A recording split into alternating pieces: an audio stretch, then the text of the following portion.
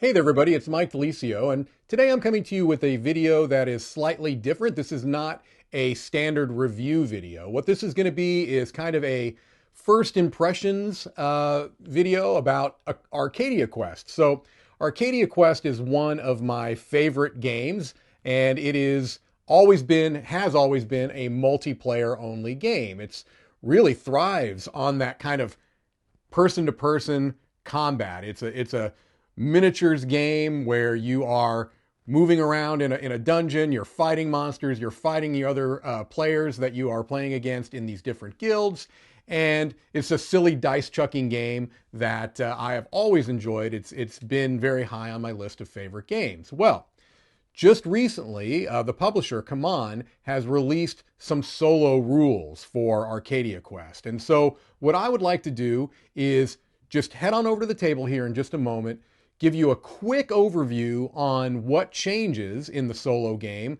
any component changes and rules changes. And then I'm going to come back here and not give you a full review because I don't think that that would be fair yet. I might revisit this later on. I've only played it a few times. I've just had some first impressions, and I thought it might be helpful to kind of get those out there so that you can see if this is a game that if you already own it, might you want to play it solo? If you don't have it, might this now be a reason to reconsider getting a hold of it if you potentially were interested but held off because of the lack of a solo variant? So let's head on over the table and then we'll come back here and I'll talk a little bit more about it.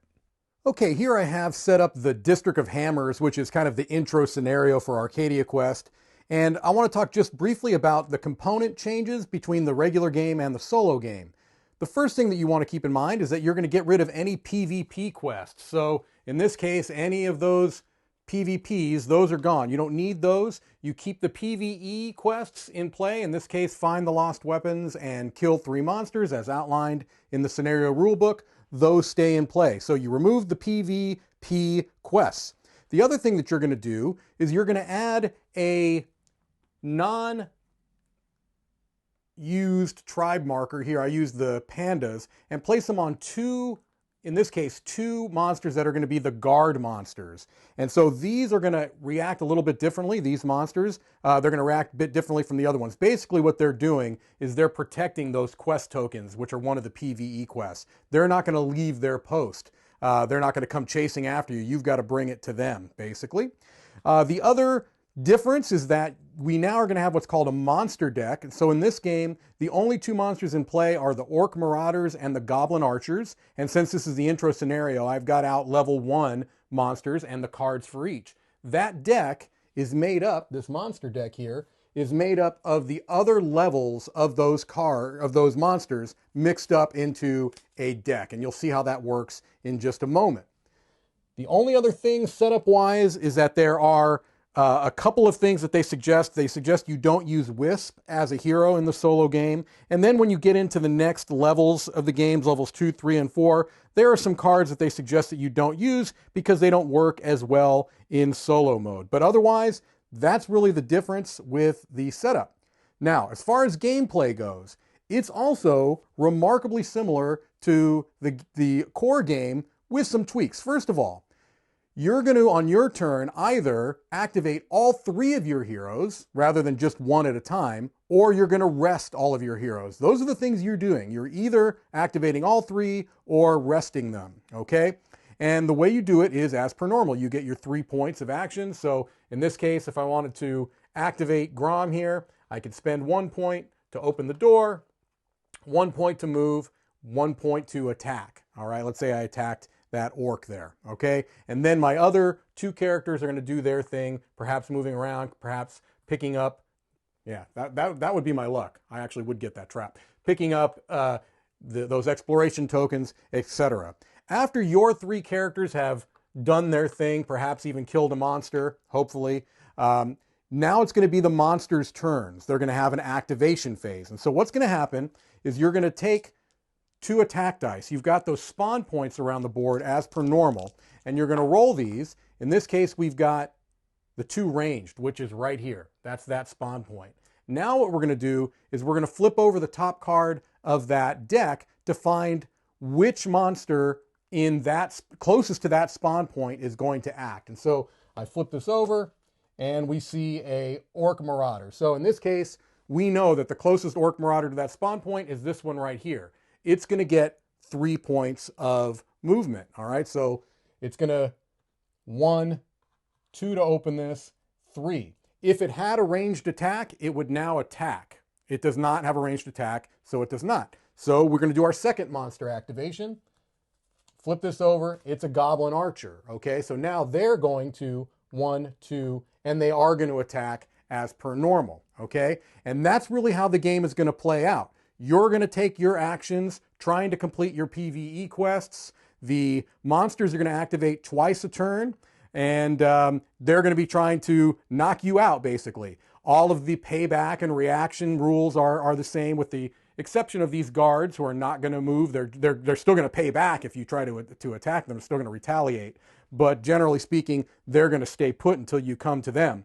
That's really the difference of the game, is that you activate all 3 or rest yours, and then 2 monsters are going to activate, rolling the dice to find out which spawn point is the active one. The monsters closest to that are going to do their thing.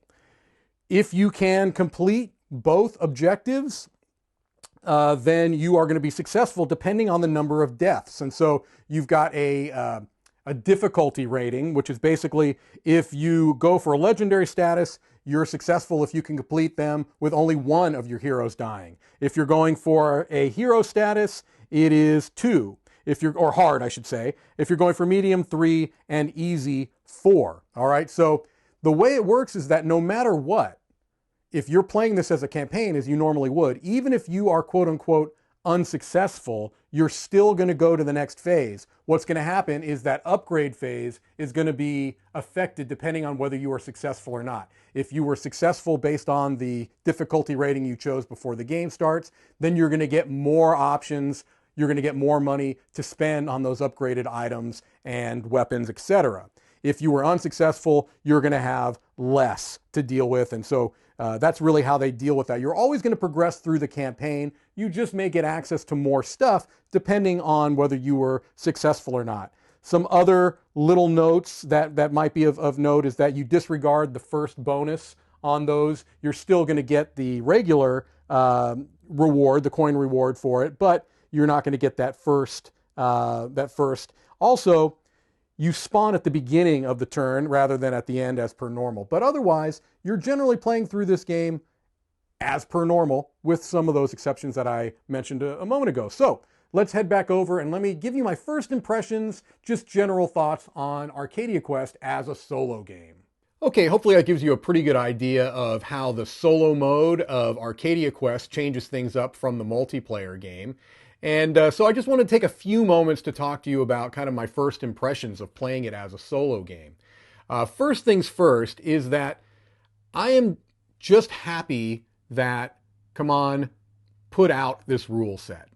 As a solo gamer, this was just something that I appreciated because it's a game that I really like. And I figured here's a chance that I can get this played more, because this is a game that actually is not that easy for me to get to the table. It helps if you've got a dedicated game group that love the game, that know the game well, and are willing to sit through and play, a whole campaign, 5, 6, 7 scenarios, even if it's not over the course of one day, over the course of maybe 2 or 3 days. And so it doesn't get played as much. And when I saw this rule set, if nothing else, I thought, hey, here's a chance for me to get the game played more. And for that, I am appreciative. That being said, my first impressions are that while it absolutely works as a solo game, and the rules, I should also make a point here, that the rules are almost in beta form from what CMON has said, is that they're still looking for playtest data. They're looking for things that they may tweak. It's only for the base game. That doesn't really apply to any of the expansions. They say that that's going to be coming at a later date. And so, again, this is another reason why I don't feel it's fair to call this a review. These are first impressions based off of a probably still a bit in progress rule set.